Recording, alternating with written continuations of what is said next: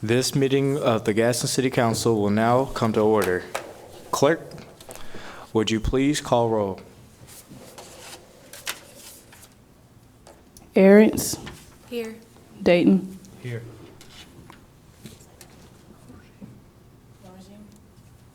Lorgine, Here. McFarland, Here. Names, Here. Russell, Here. Tinker. Here. We have a quorum. This meeting is open for business. Please stand for the invocation and remain standing for the Pledge of Allegiance.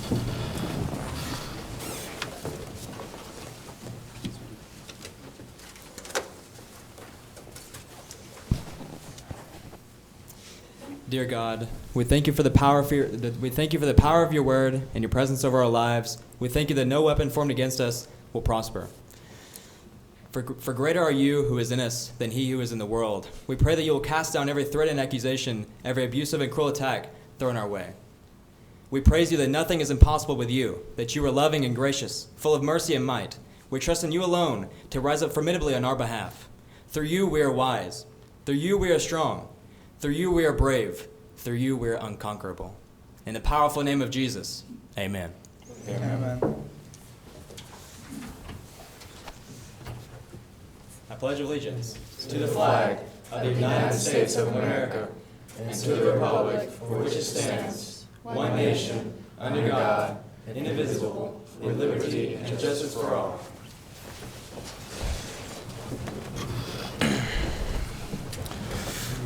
All right.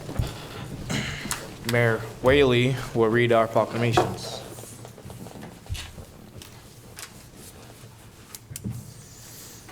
Whereas this 25th of April, I proclaim this day Honorary Veterans Day in the city of Gadsden.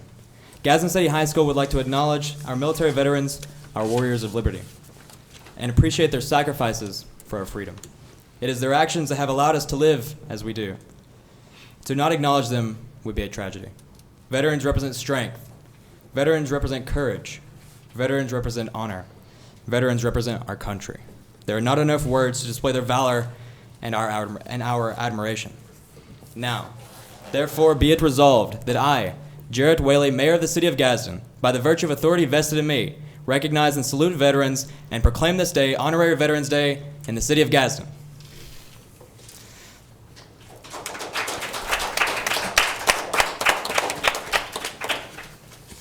Whereas this 25th of April, I proclaim this day Citizenship Day in the City of Gadsden.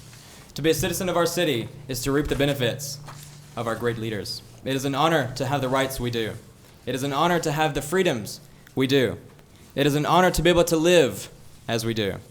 We are not perfect by any measure, but we have the tools necessary to bring forth prosperity as citizens. It is up to us to take advantage of them. Therefore, be it resolved that I, Jarrett Whaley, Mayor of the City of Gadsden, by the virtue of the authority vested in me, proclaim this day Citizenship Day in the City of Gadsden.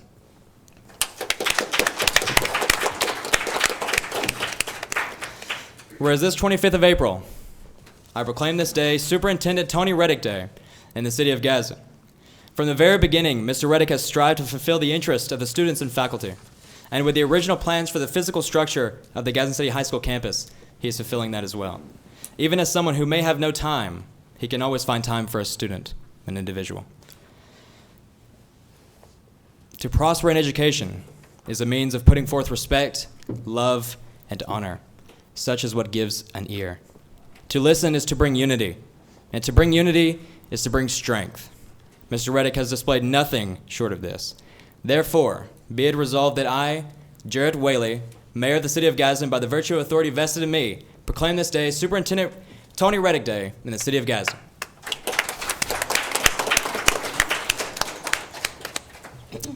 Whereas this 25th of April, I proclaim this day Miss Hardrick Day in the City of Gadsden.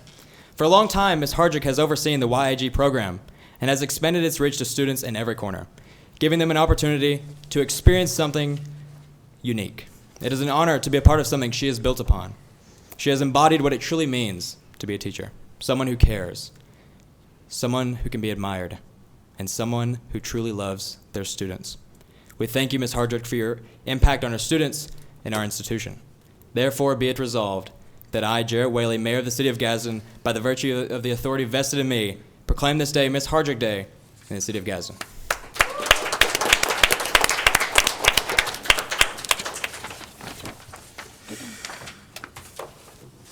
All right. Thank you, Mr. Mayor. Is there any new business? Seeing none, we will now have reading of our ordinances and resolutions.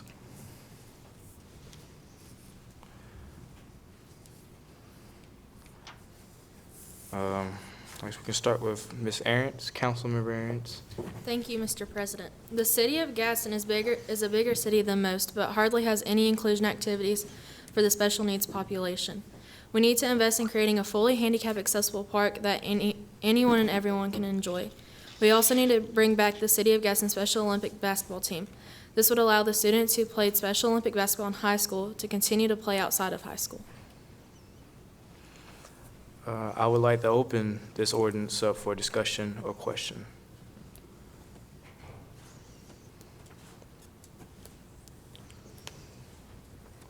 Do I hear a motion to suspend second reading of this ordinance? I motion. I second motion. The motion to suspend the second reading carries. We will now take the ordinance up to vote. Arentz, Dayton, LaRanger, Fallon, and the motion carries.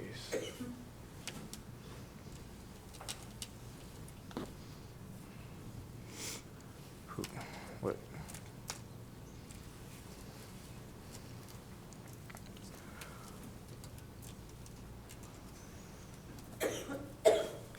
Miss Councilmember Dayton. Thank you, Mr. President. I would like to address the problems with the safety of the roads and the sidewalks within the city of Gadsden. Recently, we have seen a major problem with these roads being very bumpy for bike riders especially. They are not able to go down these roads very safely. The next part of it is the sidewalks. In many places in the city, there is not a sidewalk for somebody to walk on, and it can be very dangerous for them to walk in the grass or either on the road for the liability of being hit. Another part to this, to make it short, is students and pedestrians near the schools and the crosswalks, especially right outside Gadsden City High School. I've seen lots of students almost be hit right outside there, and it's just a matter of time till something that tragic does happen. That is also near Gadsden Middle School, and who knows what other places and schools that I haven't even been able to witness yet. So I think this is a large problem that is up for debate. I would like to open this ordinance up for discussion or question. Mr. President, I would like to just say that District 7 is indeed really in need of crosswalks, new traffic lights, and sidewalks for the safety of their citizens. Mr. President, I would like to add on something to the ordinance. This ordinance can also be funded by grants, especially. So for most of the funding, that can be taken from there. And I would like to extend this to the whole city of Gadsden if possible, and not just District 7 or one sort of district. Thank you for your comments, Councilman. The motion to, do I hear a motion to suspend second reading for this ordinance? I motion. I second. The motion to suspend the second reading carries. We will now take the ordinance up to vote. Arentz, Yes. Dayton, Yes. LaRanger, Yay. McFarland, Yes. Nines, Yes. Tinker. Yes. The motion carries. Next on our list is Councilmember LaRanger. Thank you, Mr. President. In an effort to help preserve history here in Gadsden, I believe that we should allocate resources and building to build the Gadsden City History Museum. By doing this, I believe that people could learn more about our city. And as more people visit this museum, the more the tourism increases could lead to more money for our local businesses. Think about places like the Broad Street, Nakalula Falls, the Coosa River. Consider Rainbow Drive the venue and other larger commercial buildings. Non-locals do not know how these places came to be or what was there before their foundations were placed. I truly believe that we need something like this to happen if we do not want to erase or relive history, but preserve it as a whole, telling two telling both sides of the story. I urge my fellow council members to consider this proposal. I understand that we have a Museum of Alabama History, but I am proposing would not cover just Alabama, but would focus on the entire city of Gaston, from when it was founded in the 1840s, and even in the early 17th centuries when Native Americans. I know that this would be a tremendous undertaking when it comes to financing and funding a project like this. So that I propose we make a deliberate effort to search for grants from larger museums and endowments. Since finances are important and because there are costs associated with running and operating a museum, I think we should employ local high school students part-time during the summer break and adults or college students full-time after the summer when high schoolers go back to school.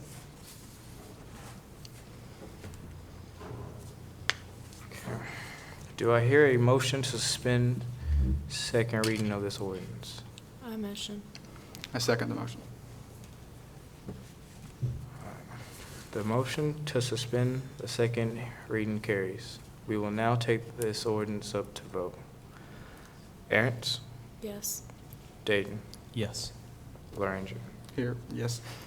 McFarland, Yes. Nines, Yes. and Tinker. Yes. The motion carries. Next on the list is Councilmember McFarland. Thank you, Mr. President. The music educational program in schools has been proven to improve cognitive function and academic performance, but this opportunity is not given to every student in Gadsden's school system. The city of Gadsden needs to invest in providing every student with the opportunity to engage in the fine arts. We should put forth the finance to provide musical educational programs for all elementary and middle schools in Gadsden. By doing this, we can assure that our students are involved and have the chance to explore their interests and talents in something besides our everyday core classes. While these programs may be provided for some students in Gadsden, correlating resources such as pianos, instruments, and even accessible teachers have been limited in the past, and we should make an effort to sustain the fine art programs that encourage creativity amongst our students of Gadsden. Thank you. I would like to open this ordinance up for discussion or question.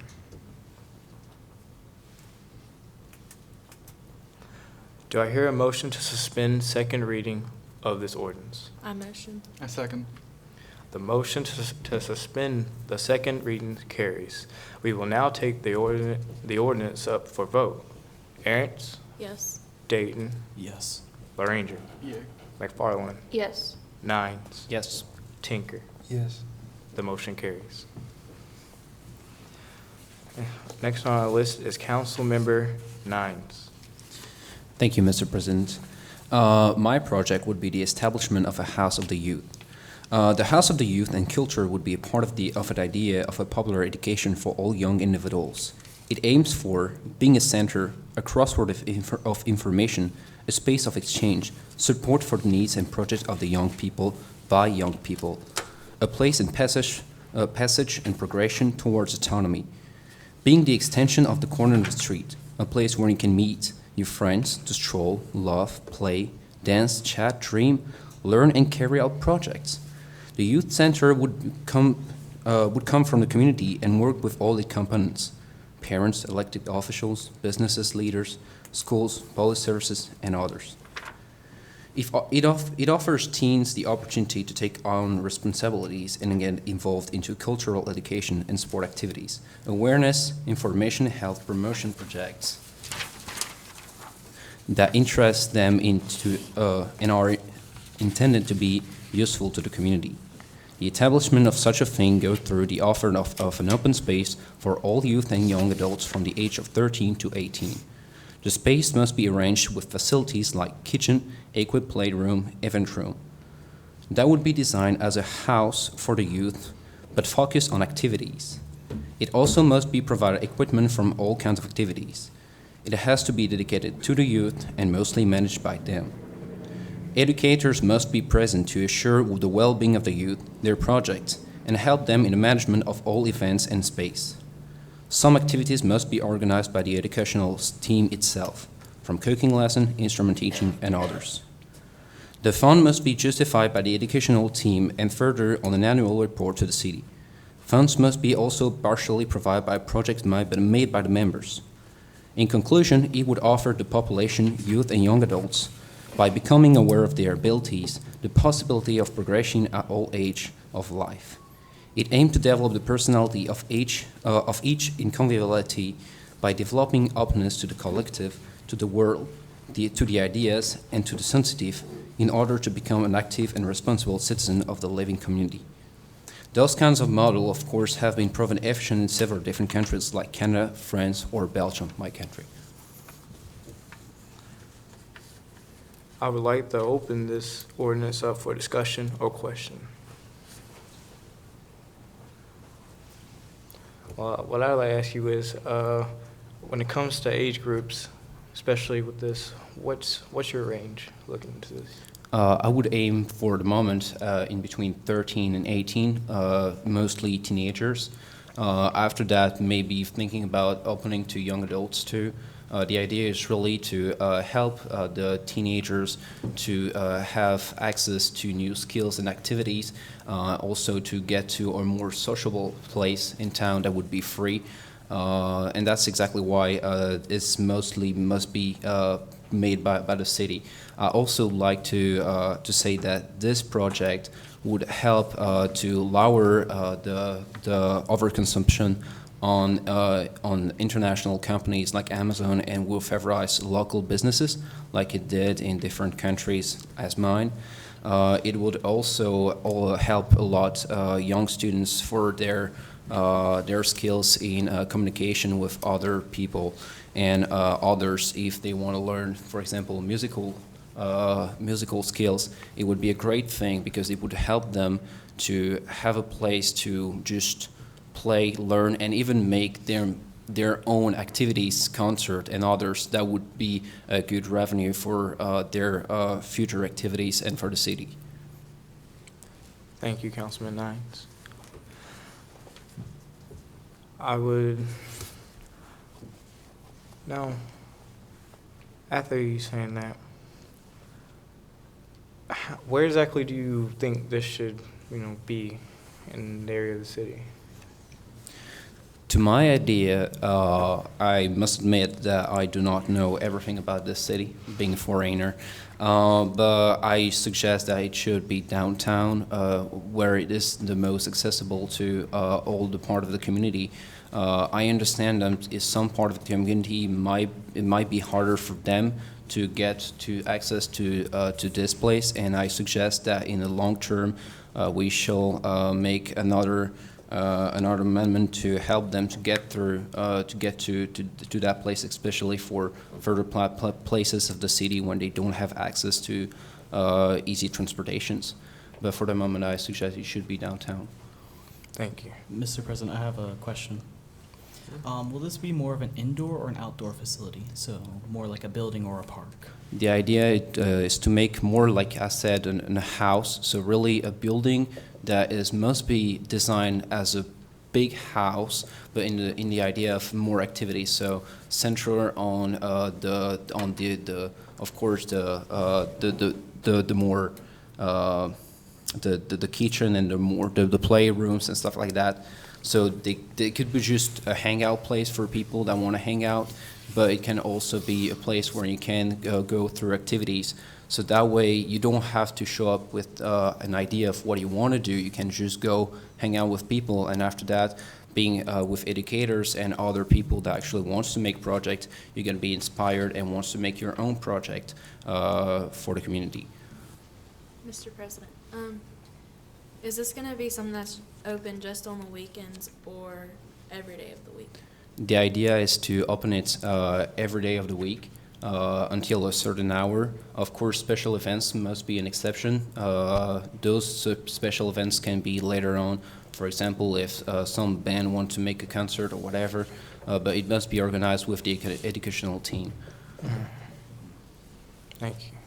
Are there any more comments or questions? All right. Do I hear a motion to suspend second reading I motion. of this ordinance? A second.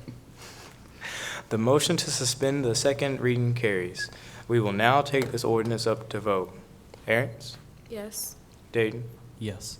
Laranger, Yes. Yes. Nines, Yes. Tinker. Yes. The motion carries. Next up is Councilmember Tinker. So my idea is the homeless program.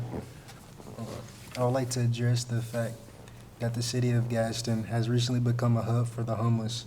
We as a city should find a way to lower the number of homeless people we have. We should find an old building and renovate it to where these people can live. We will then find partnering businesses that will allow these homeless people to work and earn an income. We will also teach classes that will allow them to learn how to manage and budget their money. Homeless people will only be allowed to stay on this program for a certain amount of time or until they make enough money to be financially stable. That's it. I'd like to open this ordinance up for comments from the council. Mr. President, I have a question. You may What speak. about the homeless that have drug problems? How will we be able to handle them? Yeah, I want to ask that too.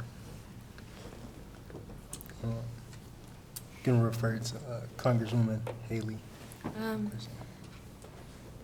So for this program, all homeless people are welcome, and then what they choose to do with the money that we help them is them, but they can only be on this program for up to 6 months.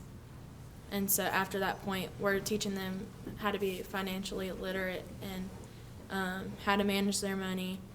So when they decide what they want to spend it on, then that's on them. I also have a question. Is there a way in this program to include, because you said you want to bring something to the homeless, is there a way for us to also include some type of soup kitchen in any way, in any area? That way, instead of giving them money, because money, you can always just say you're going to buy something else, but you're buying a totally different thing. But with food, there's only one thing you can do with it, is either waste it or eat it. I'm wondering if that's possible with this situation. Could also refer to Congressman Haley. Can you repeat that, please? I was asking about soup kitchens in the program. Are there any type of soup kitchens or any type of way to feed them while they are involved with the program? So this program would be kind of like the House of the Youth, but for the homeless. And so they'll be we'll provide them food and a place to stay. And it'll be a housing place for them that also teaches them how to be financially literate and to get them back on their feet. Okay. Any more open comments? I have a comment, Mr. President. Thank you. I would like to ask you if, don't you think that it might be a problem for the security of all those people to gather them all in the same place? And I'm saying this because we have those kind of centers in my country, in Belgium, and it is a big problem for the security. Most homeless people tend to say that they don't like to stay in those places because they got stolen or different stuff like that, because it's a short time project that does not allow them to really get back into society, and so usually it's a more dangerous place than the street itself. So. Thank you. Any more open comments? Mr. President, to respond to your question, it'll be kind of like a hotel in a sense for them. So each homeless person will get their own room and their own place to stay. So it'll be a little bit safer than most homeless shelters and stuff, where it's just them gathered up in one small area. Mr. President, I have one last question.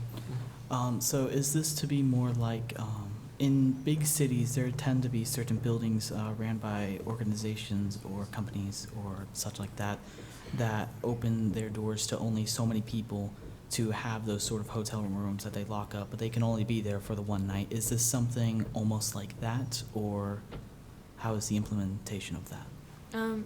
It's similar, but instead of it being a one night, it's a 6-month period time, or until they can prove that they're financially stable. Mr. President, I would like to comment. Would the homeless people be able to come back to those places after the 6-month program, or would it be impossible for them? Eventually, they'd be able to come back, but it can't be 6 months back to back. They could do the program for 6 months, and then they go out on their own. And if they're failing to implement the things they learned, then they can come back and be Okay. part of the program. They just can't neglect it. I would like to ask on that, and another point made when he said the safety concerns, because I know especially in DHS and foster homes, especially in those type of situations where you have to go in these type of places, there tend to be many crime, and it causes people to turn away from, things that's supposed to help them, because, people will find ways to do wrong. Also, I'd like to ask you, after they finish these programs, are we able to, or is there any way possible for us to reach out to other programs to teach them any type of trades or anything that they can use in time of financial crisis or economic strife? Yes, part of the program was to teach them to work with partnering businesses to teach them skills and to get them jobs. And so some of those businesses could be a welding company or any other trade like HVAC or something like that. And if that company wants these people to work with them for the rest of their life, then it helps them set up that aspect of their life. Mr. President, I have a question. So during this, you kind of answered it, but during this 6-month or however long period of time, would the job be provided to them to where they can get financially stable? Because I understand it's like a rehabilitation thing, but what would be the main process of how they would become able to come back in society? So once we get these jobs, they'll have to fill out an application just like we would, and then they go through the interview process to help them prepare for these jobs once they get out of the program. And then once they prove to the workers and the director, whoever's over it, that they're ready to go out back into society, then they can go into society. Mr. President, one more question, sorry. So what would happen if said homeless person didn't prove that by the end of the 6 months or however long that they were financially stable, or that they even wanted to, have a productive working home, or what would happen to them? It'd vary depending on how bad it is, but I guess if there was said homeless person that was just not trying to take advantage of this program, then there's nothing else we can really do, because we're trying and giving out all our resources to help them and get them back into society, and we can't change someone's work ethic to get them to do it. We can try our hardest, but at the end of the day, if they say, I'm not going to do this, I just want to sit around and not work, then we can't really do nothing about it. Thank you. I also want to add on that, especially because I remember working just down the street, there was always be this homeless man who would come by the window, and he would repeat the same thing every morning. And I'm thinking to myself, are we able to include any type of mental health within this? Anything that can help some of these homeless? Because some of them aren't, lazy people. Some of them suffer from this, mental illnesses, and they just can't help it. Is there any type of way for us to look into that? Yeah, I think that along with our financial literacy class, we could also have employee therapists and psychologists and all of the people that go into the mental health field to help them and talk to them and get them like that. Because even this homeless program can be for homeless veterans, and most times the homeless veterans aren't homeless because of money issues. They're homeless because of therapeutic reasons and PTSD, and that could be the aspect that helps them get back into society. Mr. President, sorry. Yeah. So what about the people who come into this program or house that, for example, physically aren't able to work? How would that financial stability be brought forth? That's a good question. For the people who aren't physically able to work, we could always help them and provide them a way to help fill out the applications for disability or for grants and stuff like that from the government, and because there are such grants like that, and we can help them fill out and put in that application. Thank you. Any more comments?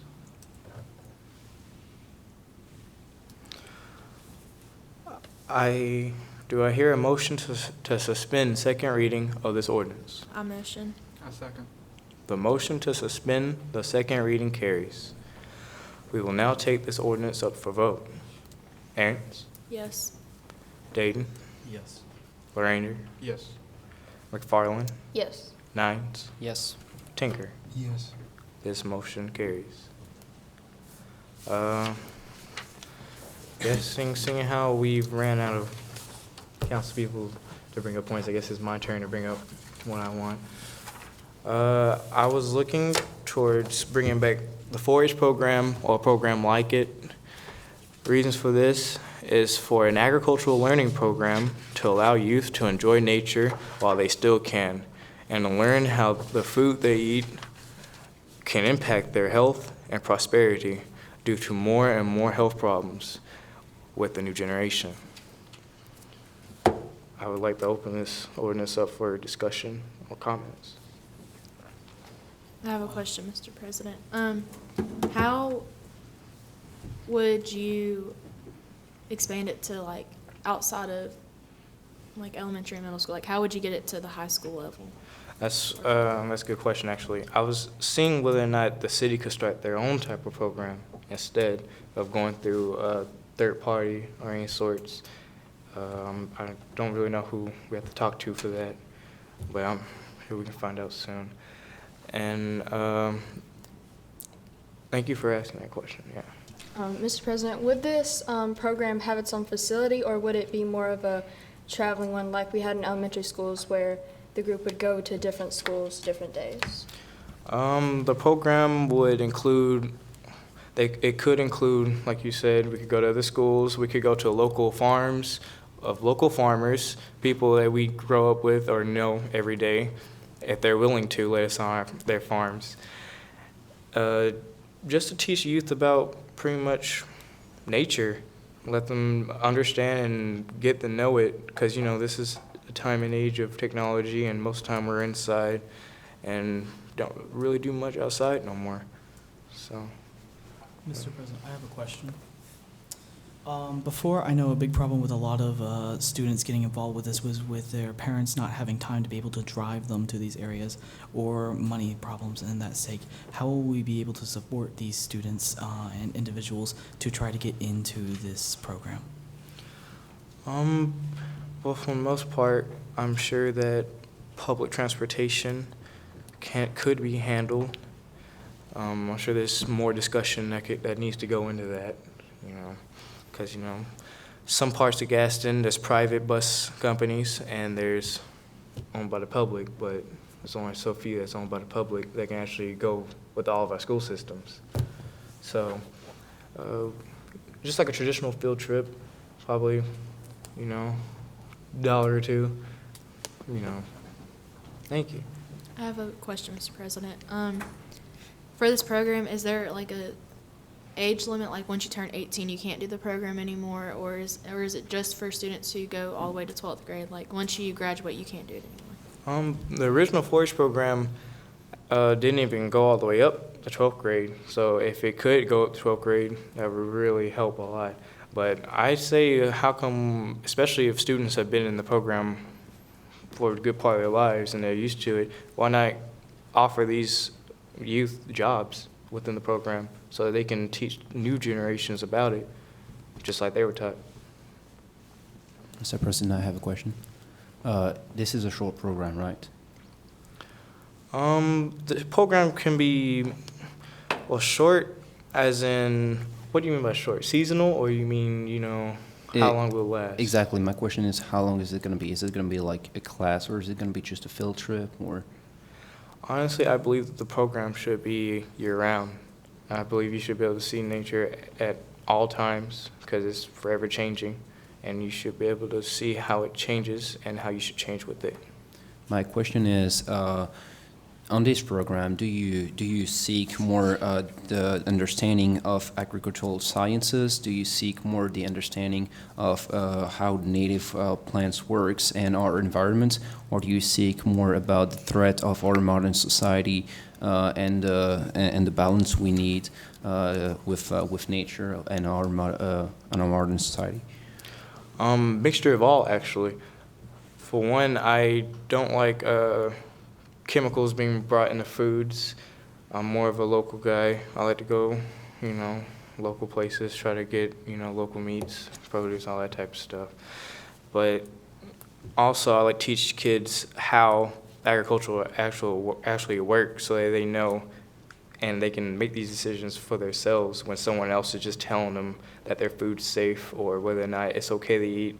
They shouldn't just be able to just take their word for it. They should be able to think for themselves and be able to know whether or not they can trust these officials who are telling them this. And years later, they find out that is the reason why they have some type of disease. Also, I would like to teach these kids while they're able to see wildlife, and especially, I have memories 4-H program of getting in the chickens. I got picked by one. But, it really does help kids appreciate nature and appreciate life, honestly, at its natural state. And it's a good way to incorporate it at a young age. That way, when they become older, they can see life from a more natural outlook. Any more comments? Okay.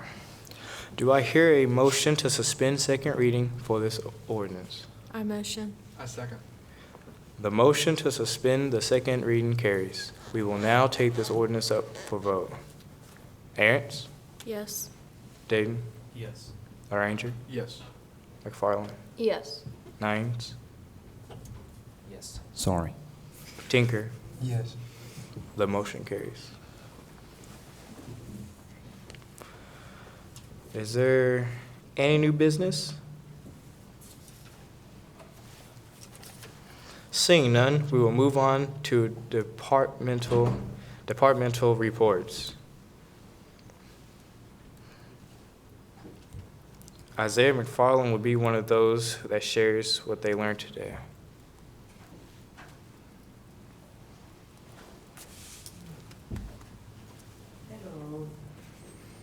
What I've learned today, I went with my director. We went to Nakalula Falls, and I went on a tour to see how they do things, and it was very interesting.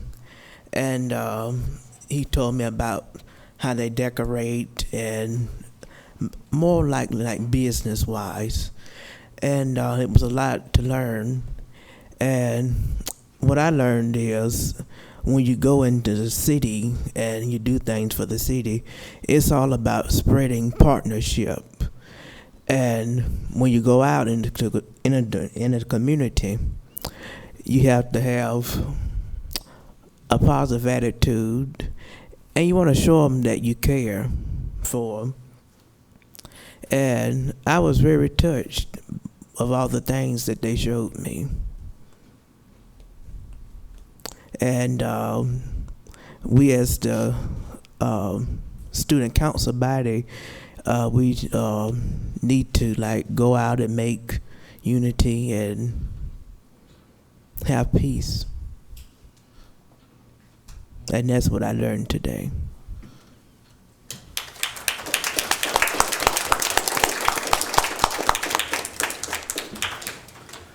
Thank you, Mr. McFarland. Is there any more department leaders that are willing to share what they learned today?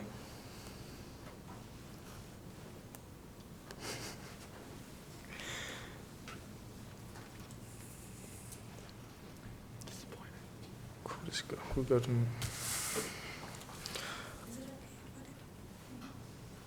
Closing remarks? Yeah, about to say, who's going up next? Yeah. Go on, you got the floor, yeah. So I was originally supposed to do Nakalula, but I've lived up there my whole life, so I got traded, and I got to do Parks and I can't pronounce it correctly. Recreation. And I didn't realize how much they cover. I got to go all over Gadsden, and we got to walk around a lot of places. And the detail and the facts of all the different destinations, and I learned that there's a lot more that can be done here, and there's a lot more that needs to be done. And I think us as the youth should put in our time and effort and to help not only Gadsden as a whole, but make it a better place for the generations that come after us. So I know definitely what I'm doing when I grow up. Thank you. Thank you so much. It's closing remarks by the mayor, right?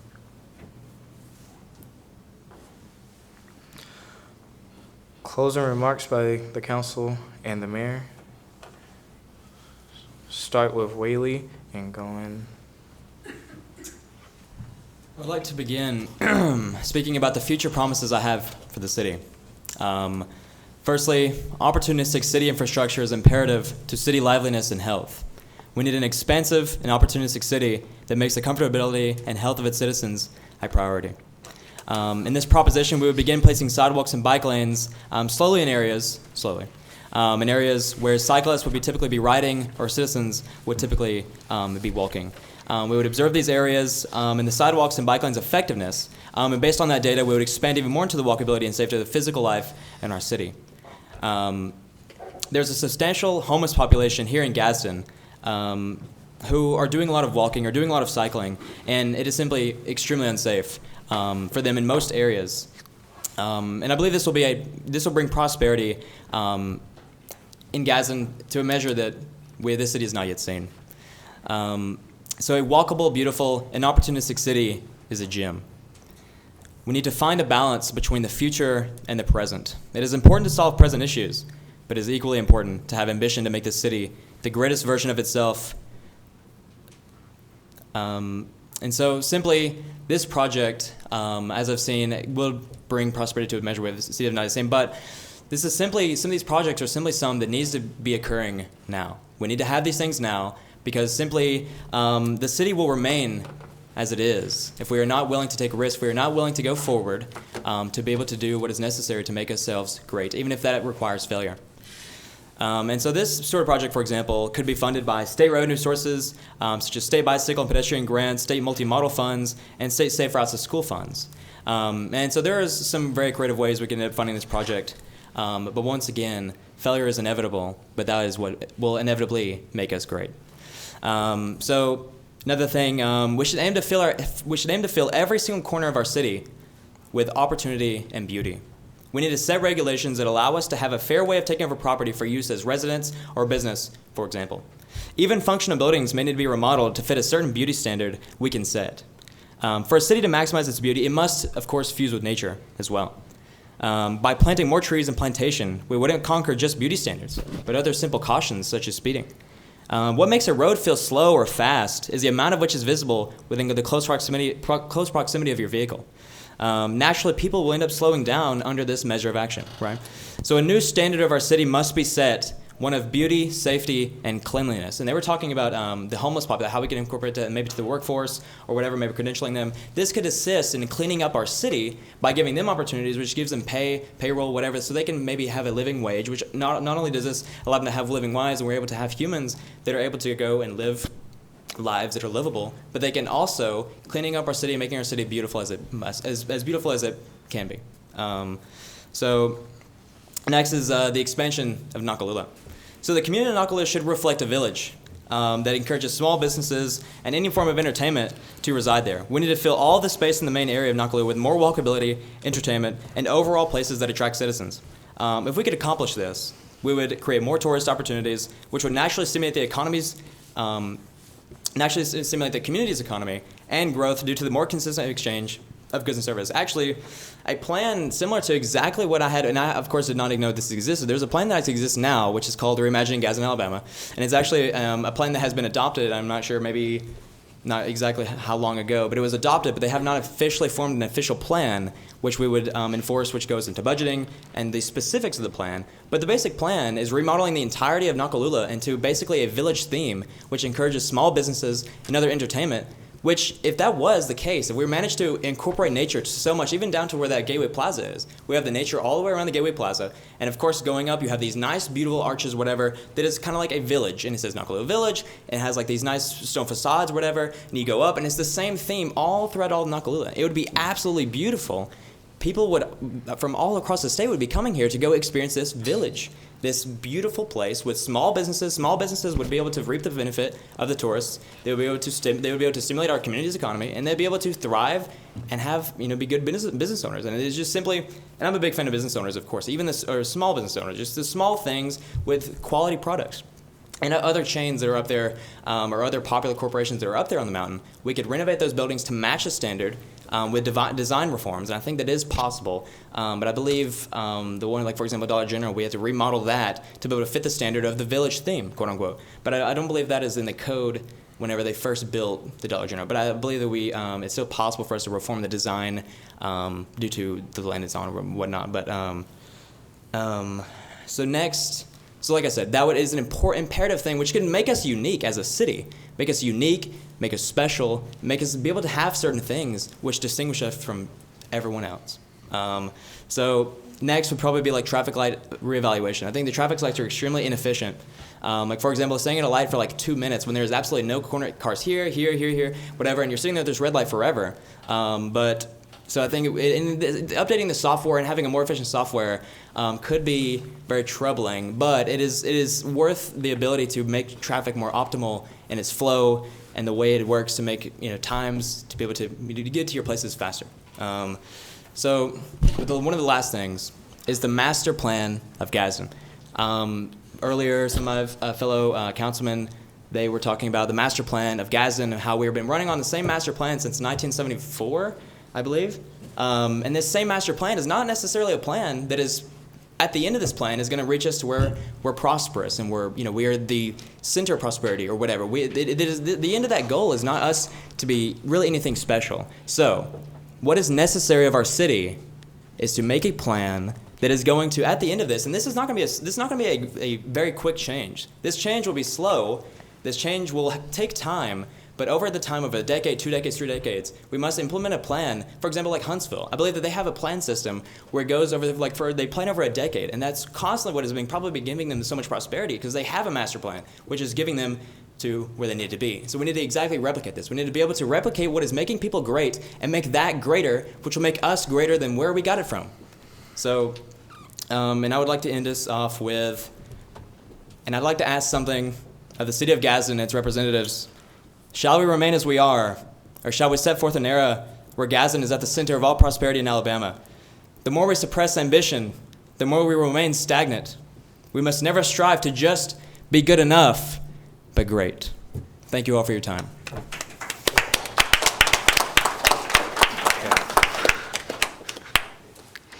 Thank you, Mr. Mayor.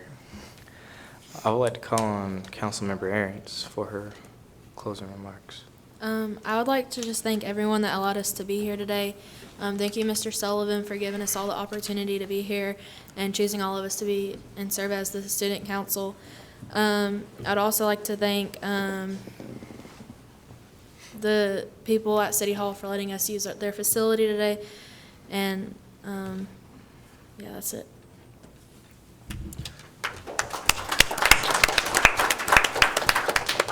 Councilmember Dayton. Thank you, Mr. President. I would like to start off by just thanking everybody as well for your time and patience here with us. And I would like to thank Mr. Sullivan and Leroy Falcon and everybody who has helped us with the Youth in Government Day program.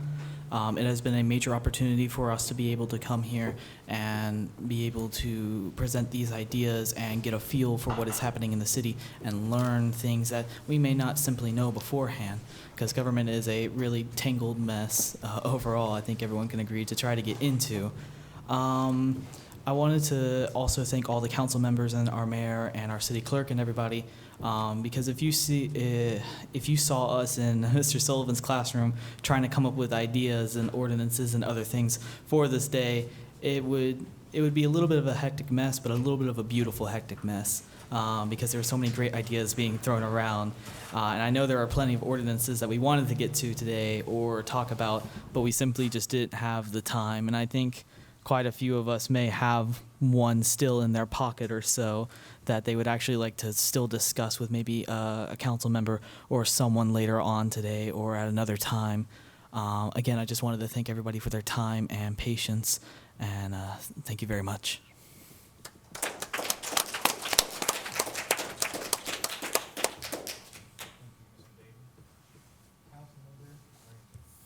Thank you, Mr. President. And continuing this train of love, I would like to thank Mrs. Sullivan for this chance of us being here and all that. I'm not really one for doing this, going out of my way to actually participate in stuff like this.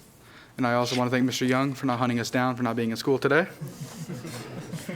And I know they are not here today, but I would like to thank Mr. Falcon and Ms. Nelson for also letting us be here today, and all of our city councilmen, Mayor Ford, and all the others. Thank you.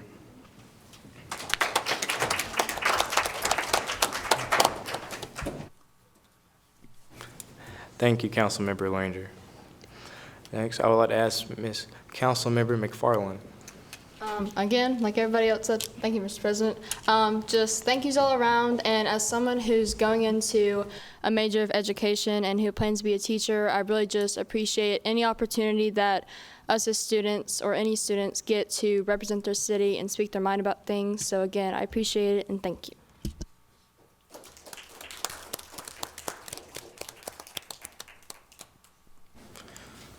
Thank you, Councilwoman McFarland. I would like to now ask Councilmember Nines. Thank you, Mr. President.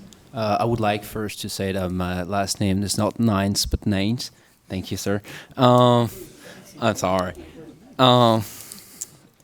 So I would like to thank everyone that is responsible for this amazing experience. Being here is a great opportunity for me as a foreign exchange student. I would like also to thank all my comrades for this, because they really worked on this and helped this project to be what it is today. And they also helped me a lot in my year here in the United States. This experience would surely help me a lot in my future career. So I'm very thankful for everything you did. I'm also thankful for the city council and the city in general for referring me to giving me this experience this year in the United States. Gadsden City, Alabama offered me a lot of things that I would keep for me in my future experience in my career in Belgium. So thank you for all of that. Also, it is true that we'll still have things to discuss. At least we would like to discuss, and I must say I'm sad that we don't have time for this.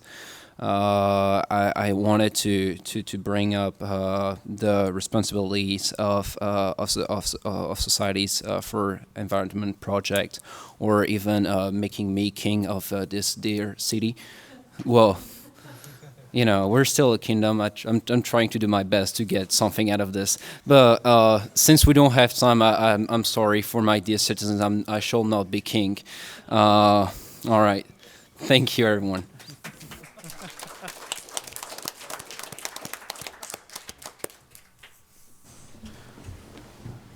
Thank you very much. I would like to now ask Councilmember Tinker.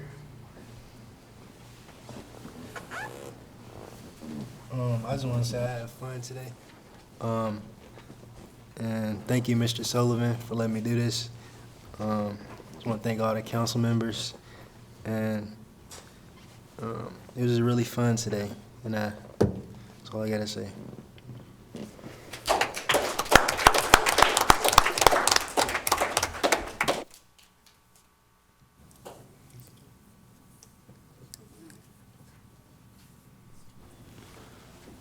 I would like to ask Mr. Veazey if he would like to have anything to say. Yes, I would. I want to thank Mr. Sullivan for allowing me to be here. And I wouldn't have been here if my counselor, Miss Williams, would never told me. I was at school at 8:34, 8:40. I had a phone call from my coach saying, "Hey man, you supposed to be at the city hall." I'm like, "What? I didn't know it was today." So I had to run and go get some, you know what I'm saying, some decent clothes to put on. But I just want to thank everyone here, the councilman. I had a great time. I would have never thought it would have been this fun.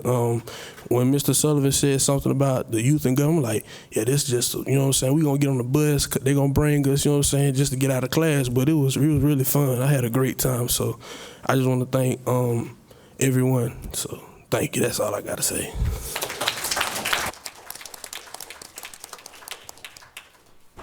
Thank you, Mr. Veazey, very much. I'd also like to ask Giselle, you have any closing remarks?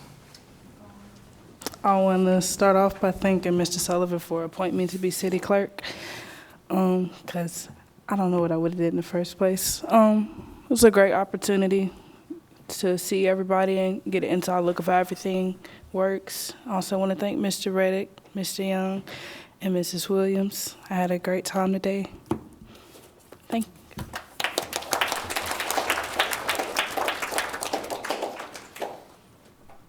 Thank you so much. As we begin to close, I would like to say one more thing. I apologize. I didn't, I'm sorry, but I apologize for not mentioning this, but I would like to thank Mr. Sullivan, and I'd like to thank of Mr. Young, Ms. Williams, Mr. Reddick, and of course Ms. Friends here with video crew to video us, and thanking everyone else here with Mr. Falcon, Mr. Avanetson, or Mrs. Avanetson, who gave us the training and the things necessary. Apologies I didn't mention this further, but I should have.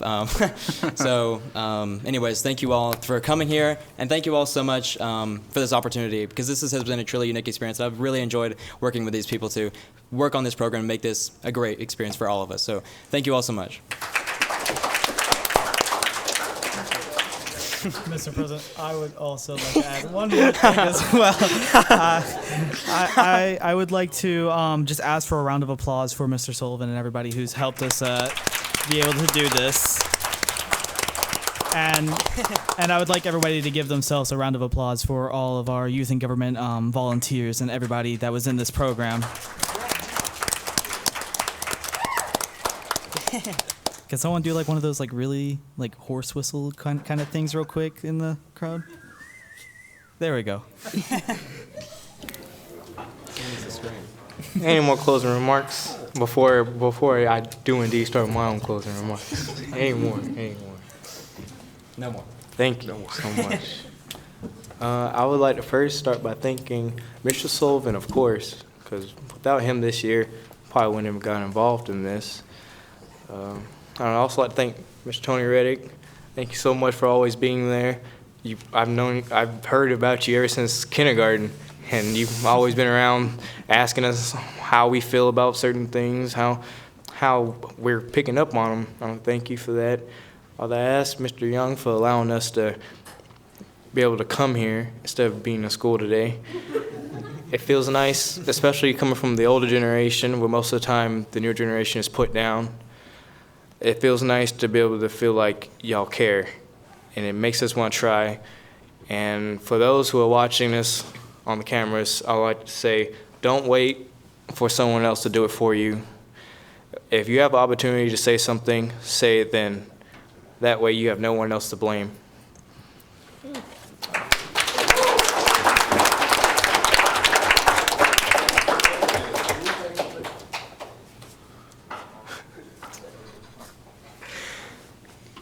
And I would also like to say it was an honor to work with these people, especially, like, guys, like, give yourselves a round of applause. Like, it's honestly, and myself, like, I heard many great points from my fellow council members, and I would like to thank you all for coming. And now I would like to ask, do I hear a motion that we adjourn? I motion. A second. All in favor of adjournment, say A. A. Aye. Aye. I don't know. I know, but somebody say A though. I don't know why you say A. What's the point of having it? Any opposed? Nay. Motion carries. You are adjourned.